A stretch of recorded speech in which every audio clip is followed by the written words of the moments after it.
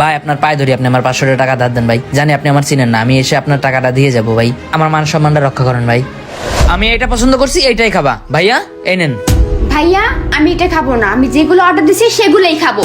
আচ্ছা তোমার কাছে কি সত্যি টাকা নাই? আমার বেতন 8,000 টাকা। আমারও একটা গার্লফ্রেন্ড আছে, তাকে যদি 8 টাকা দিয়েও কিছু কিনে দেই তাও খুব খুশি হয়।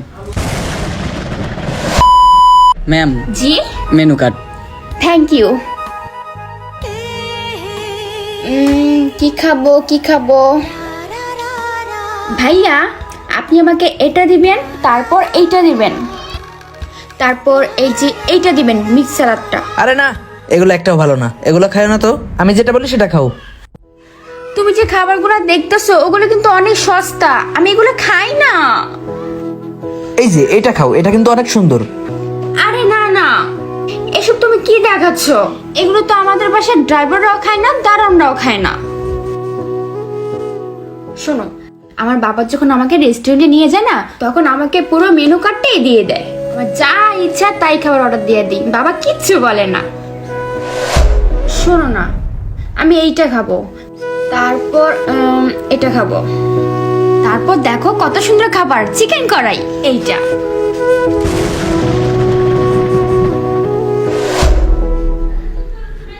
ভাইয়া আসলে একটু প্রবলেমে পড়ছি, সেটা হচ্ছে দেখেন না, কাছে মাত্র 200 টাকা আছে ভাই। ভাবছি 200 টাকা দিয়ে ওরা কিছু খাওয়াবো, কিন্তু আপনাদের ম্যাডাম তো যা না তা ইচ্ছা অর্ডার করে যাচ্ছে।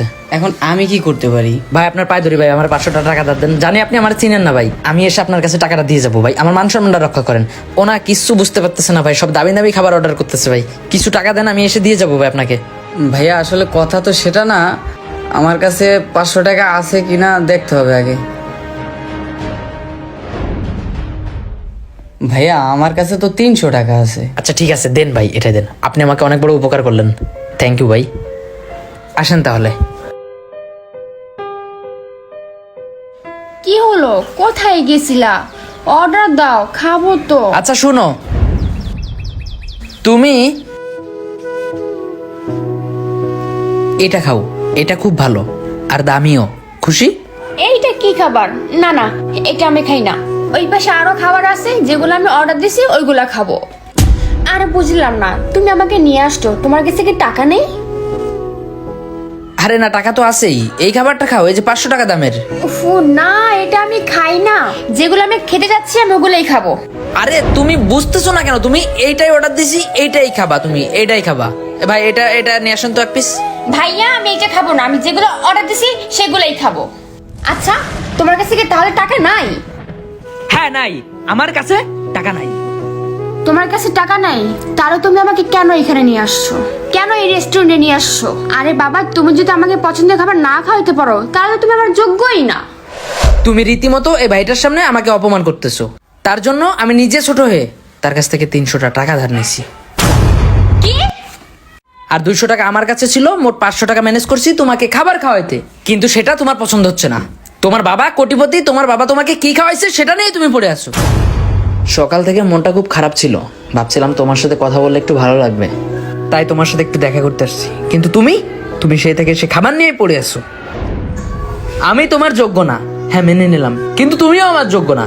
আমার টাকা নাই দেখা আমি তোমার যোগ্য না, হ্যাঁ মেনে নিলাম, কিন্তু তুমি কোটিপতি ঘরের লোভী মেয়ে দেখা তুমি আমার যোগ্য না। খালি পকেট থাকা সত্ত্বেও যে মানুষগুলো আপনার হাতটা ধরে রাখে, কোনো চাহিদা ছাড়াই যে আপনাকে ভালোবাসে, তারাই আপনার ভালোবাসার মানুষ। ম্যাম, বেয়াদবি না নিলে কয়টা কথা বলতে পারি? বলো। আসলে আমি এখানে প্রায় 5 বছর ধরে চাকরি করি। আমার বেতন 8,000 টাকা। আমারও একটা গার্লফ্রেন্ড আছে, সেও অনেক বড় লোকের মেয়ে। তবে তাকে যদি 8 টাকা দিয়েও কিছু কিনে দেই সে খুব খুশি হয়। ভালোবাসাটা না টাকা দিয়ে বিচার করা যায় না। কিছু ভুল বলে থাকলে সরি। যত ভালোবাসা দাও আমায়, পাথরে বুকে আর ফুল ফুটবে না। শত প্রেম এনে দাও আমায়, ভাঙায় কাঁচ আর জোড়া লাগবে না।